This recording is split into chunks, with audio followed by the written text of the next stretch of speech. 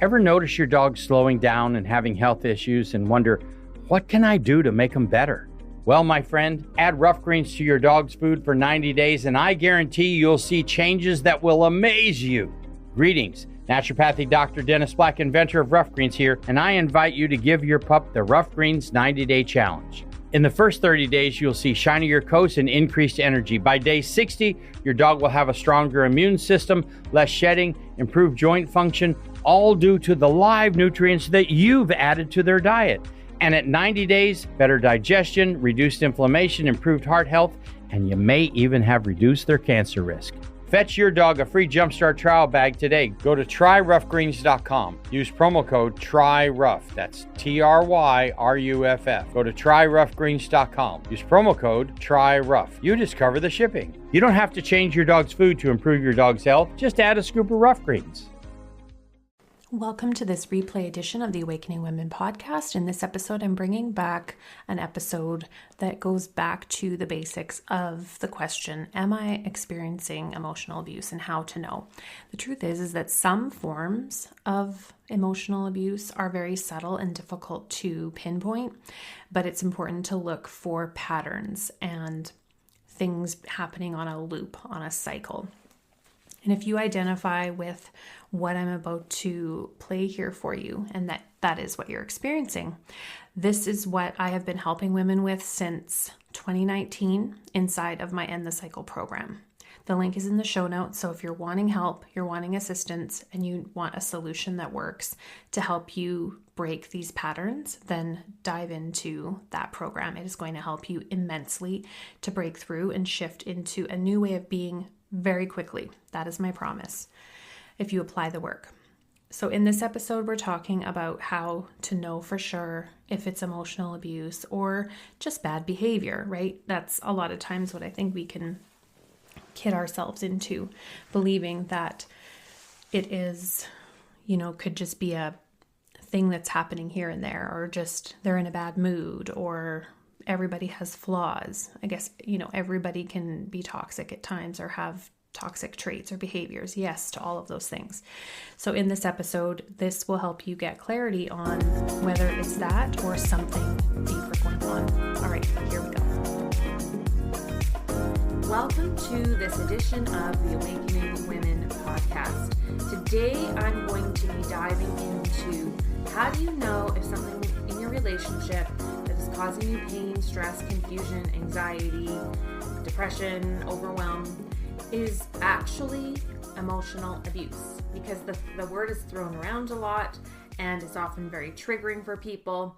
And so I just want to dive into exactly what that looks like and how you can discern the difference between someone just acting in ways that are kind of annoying or that are triggering to you, but they're not actually abusive. Before I dive into this episode, I want to invite you to join our private Facebook community. It's a closed, free community that I've created for listeners of the podcast and my Awakening Women tribe, for women who are career-driven or entrepreneurial, and you're in a relationship that is creating emotional pain. We're not labeling it. We're not putting people in boxes.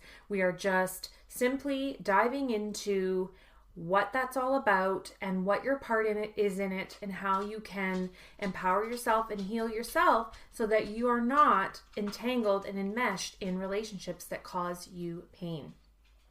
So inside the Facebook community, we talk about concepts, and I post things daily: mindset tips, psychology tips, emotional self-care tips, and just little awakening truth bombs to help you to stay in the mindset of healing, transformation, and empowerment. So if you'd like to join us, I'll put the link in the show notes, but the easiest way to find the group on Facebook is to go into the Facebook search bar and hashtag Awakening Women Support, and my group will pop right up. I intentionally created that hashtag so that my group can be found easily, and also so you can use that in your social media posts on Instagram, so I can also see what you're posting based on your awakenings and the things you're discovering through your transformation journey. So to join us, you can click the link in the bio in my show notes, or you can head to Facebook and hashtag search Awakening Women Support.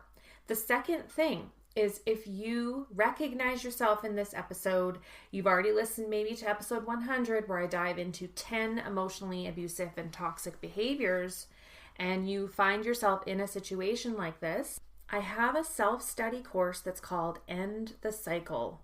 And it is about ending the cycle of emotional abuse by removing yourself from the dynamic.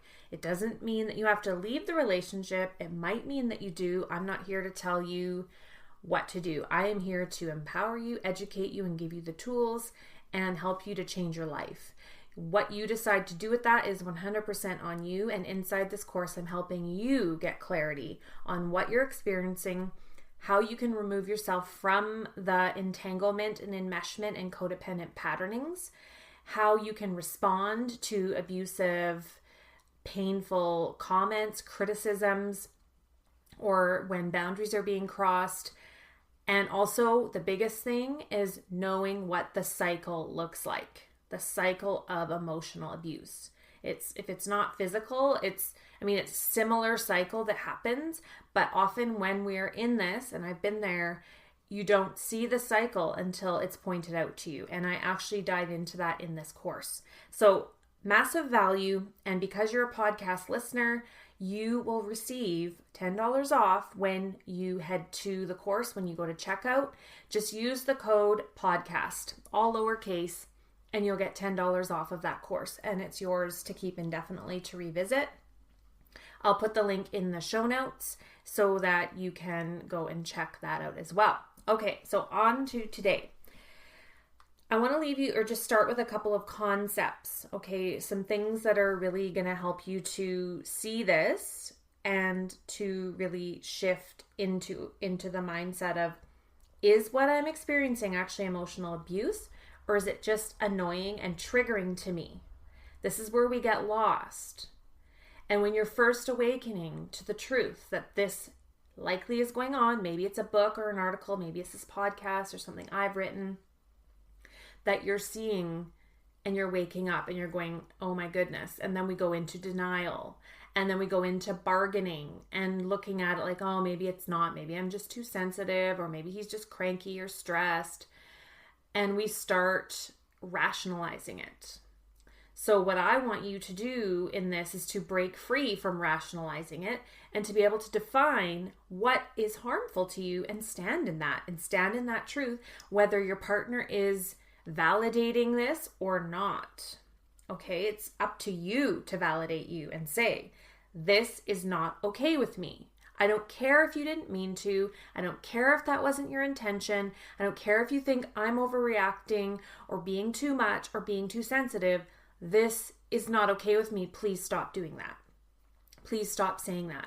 The next time you do or say that, this is what I'm going to do, because this is not okay with me anymore. And you stand in your power. Even if your voice shakes, even if it feels uncomfortable and scary as hell, you stand in that power and you stand up for yourself. So first of all, his needs or his wounds are never an excuse for abusive behavior, and they are not yours to manage. His wounds are not yours to manage. For my codependent ladies out there who tend to want to caretake and to make everything okay and to sympathize and empathize and have so much compassion and understanding and give and give and give and just love too much and overfunction. It's not your job to heal his wounds or to manage them and contort yourself to not trigger his wounds. It's not okay to be abusive, but it's also not your job to make sure you're managing his emotions. That's what boundaries are. It's like, I know what mine is. I know what yours is. I'm standing in my own power and conducting myself in ways that I know are empowering in my highest version of me. And I expect that from you as well. And I don't take ownership for your triggers and how you react to that. Okay, that's healthy empowerment and boundaries. And I really learned from past relationship dynamics and in my marriage now is that it's not up to me to manage his triggers, his wounds, his irritability, or his moods, whatever he's going through. And vice versa. It's not up to him to do that for me. We can hold space for each other, But when we're trying to manage the feelings and reactions of our partner, we're in a very unhealthy entanglement and codependent pattern. So just recognize that, okay? So if you're questioning if something that is happening is emotional abuse, is it inflicting pain on you? Is it hurting you in some way? How is certain things your partner says or does or behaves hurting you emotionally? It doesn't matter what we label it. It doesn't matter if we try and research different personality disorders and narcissism and all this other stuff. We can get lost in that rabbit hole trying to figure out is this what is going on, when all we need to do is check in and go, okay, we have the labels, I have the understanding, I have the intellectual understanding that this very well falls into narcissistic abuse, but not completely. He doesn't fit the description completely. There's definitely some of these emotionally abusive patternings and gaslighting and things like that going on, which I go into in episode 100 further. But you may be still questioning, well, what is it? What's the label? Because then if I have a label, then I'll feel at peace. Then I'll know if this can be fixed. But that's actually a slippery slope. The biggest thing you can ask yourself is it hurting me? It doesn't matter if he thinks it should hurt you or he will recognize that what he's doing is hurting you. That doesn't matter. And likely if you have one of these personalities you're in a relationship with, they will not validate you, at least not in the beginning, until you've done a shitload of work and stood your ground and required him to step up and to do his own work. Likely you won't get that validation. And so that's another area of discerning if you can stay in the relationship or not, because there has to come a point when we've done all of our own work, we've set the boundaries, we've really just zipped up our power, that we have to look at our relationships honestly for the truth of them and ask, is this what I want? Do I want to continually feel like I have to manage this relationship, this person, that I feel like I'm constantly recovering from this relationship, and the up and down and the yo-yoing, the in and out, the pulling and pushing, the nice, the mean, the come close and then distance, pushing away. It's just this constant chaotic feeling, and it's very traumatic. So we do have to get to that place when we've done enough work to go, okay, so I've done everything I can. Maybe he has too, and this still is not what I want. And then you have to look at that, right? Again, that's why I say I'm not here to tell you at all what to do, because that's not up to me. Anybody could tell you. You could have any therapist say to you, I think you need to leave. Or you could ask the question to anyone and explain what's going on, and they might say to you, I think you should leave. But if you're not completely developmentally ready to do that, you haven't learned the soul lessons that you need to learn to extract yourself from that relationship, or maybe that's not what the intention is. Maybe there's still more you need to learn. I don't know that. And no one else knows that. Only you do. So your work is to focus on you in the meantime. So I'm going to read you something that is a post on my Instagram that I posted yesterday. And it's, when you tell someone that a certain behavior or treatment hurts or bothers you and they keep doing it repeatedly, that's abuse. The crossing of the boundary is abuse. That's the clarity you need. If you've said, when you call me crazy, I don't like that, please do not use that language. That's not okay with me, and it keeps happening, that's abuse. If your partner insults you or criticizes you or cuts you down for the same thing over and over, and you've said, please don't do that. I don't like that. It feels hurtful, painful. It creates anxiety for me. It makes me feel really on edge, and I don't want to feel that way around you. I want to feel safe and held and supported around you. And when you say those kind of things, this is the impact it has on me. Please stop doing that. Again, this is learning the language, and it keeps happening. That's abuse. So abuse is when we're inflicting pain on somebody else, whether intentionally or not. So here's the second part.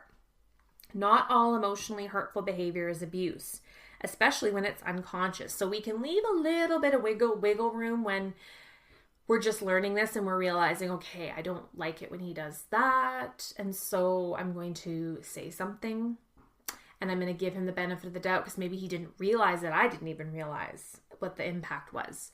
So I'm going to bring it forward to him. But it keeps happening, right? That's no longer unconscious. That's a choice. So here's the next part. But when we have awareness and we keep doing the same things over and over, it's no longer an unconscious action, it's a choice. So understanding that if it keeps happening over and over again, he's not 5 years old. You don't need to keep reinforcing and telling him over and over again like you do a toddler. If you have said, this isn't okay with me, and it keeps happening, and it hurts you, and it harms you, and it causes you pain, that is abuse, and that is all you need to know for yourself. That's it. If the boundary keeps being crossed and the same things are happening over and over again, and he's showing you with his behavior that he doesn't care about how you feel about what he does, then that is emotionally painful. Why would you want to be with someone that's like that? And so there is this place of where we might have a relationship where there's enough good in it to try and work through this together.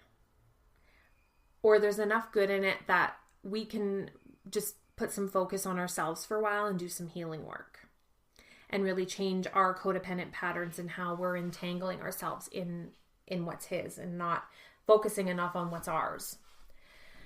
So there is room for that. Again, it depends on the situation. It depends if there's enough to work with. It depends on if you still want to work on it, and he does as well. It has to be something both are willing to work on. And the only way you're going to know if he's changing is if he's changing. Because words are cheap. Words mean nothing. Words mean nothing. It's the actions. How is he showing up? And how are you showing up? Are you owning your part in that? So when I work with my clients who are in unhealthy, tumultuous dynamics with their partner, we do talk about setting boundaries and how to disentangle from him and what's his and what's not, and you focusing on what yours is, which creates a ton more peace. It literally feels like 1,000,000 pounds has been lifted from you when you start to realize what's yours and what's not. But the work that I do with my women clients is on them. We focus on them healing themselves and the patterns for which they were drawn to a dynamic like this, and they didn't see the red flags, and they didn't see where maybe they were taking on way more than that was theirs, even in the beginning of the relationship. And so slowly they lose touch with themselves. They lose who they are. And then years down the road, maybe with kids and marriage and a home and a life, they realize, oh my goodness, like this is just not tolerable anymore. Now what do I do? You know, when you have kids and a home and a life, it's like, well, I could leave, I could find a way, but is that really like, is that what I want? Or do I want to see if this can be healed and transformed? It literally takes both partners saying, we don't want what we had before. We'll take the good that we liked, that was working, but we need to have a whole new relationship. And so you might take 6 months as a repair effort where you're both doing your own personal work, and you have goals and intentions that you're going to revisit in 6 months and then decide. So you're each getting your own support to do your own self-healing work, and you're bringing that into the marriage, and you're bringing that into the new ways of doing things. So that's my advice. If you're wondering if this is you, or you know that's you, that some of this is going on, again, you've listened to episode 100. I highly recommend that you do that. If you're not sure, you're still in that, like, I'm not really sure. I know something's not right. Something's really screwed up. I feel really confused and just insane sometimes with this relationship, but I'm not really sure it's abusive. But again, after listening to this today, you may have a little bit more clarity. But again, if you have not listened to that, head back to episode 100. So that's what I have for you today on the subject of, is it abusive? Again, does it feel hurtful and harmful? Does it have a negative, painful impact? I'm not talking about that we shouldn't ever feel pain in a relationship, or that, you know, it's always going to be rainbows and butterflies and there's not going to be any conflict. I don't mean that at all. But still, there needs to be this common thread of respect and honor and kindness that's there, that's withheld. You know, it's held in the space of that. And that's the key. It's not that there's going to be no conflict. It's how do you walk away from the conflict feeling? Do you feel even more confused than when you started the conversation? Did it feel circular, like you actually got nowhere? Or maybe you feel like you got through to your partner, then the next day the same stuff is happening again and you're like, I'm going crazy. Didn't we just talk about this? And maybe he'll say, well, no, I never said that. And so you're just feeling insane, like crazy. It's crazy making. So I hope that that's not you, but if it is, please, you know, do the work on yourself and get clarity, because there's so much power in the clarity and knowing what you're experiencing, so you can detach yourself from that and know what's yours and what's not.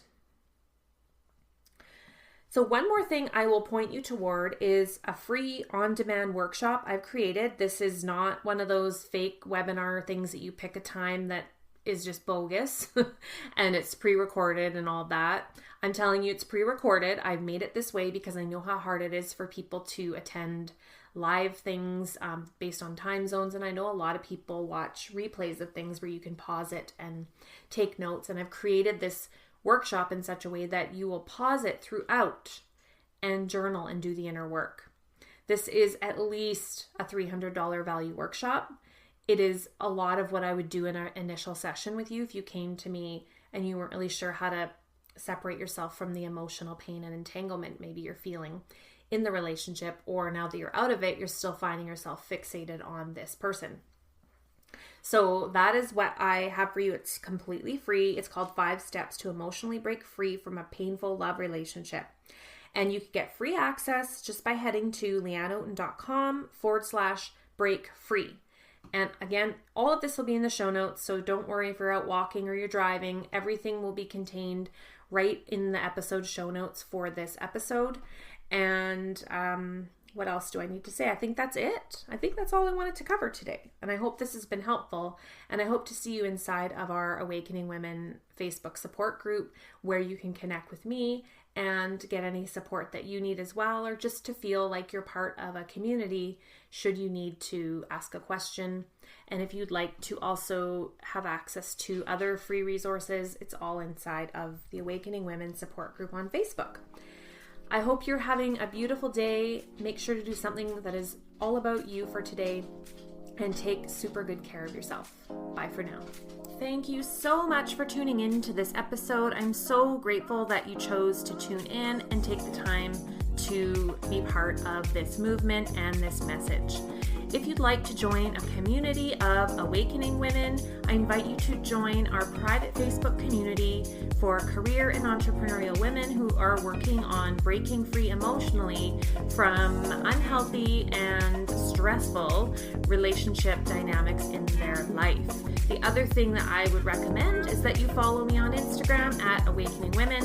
And lastly, if you love this episode and this show has served you, please take a moment right now and leave a rating and review on iTunes. I would so appreciate it, and I'll speak with you again in the next episode. Take care.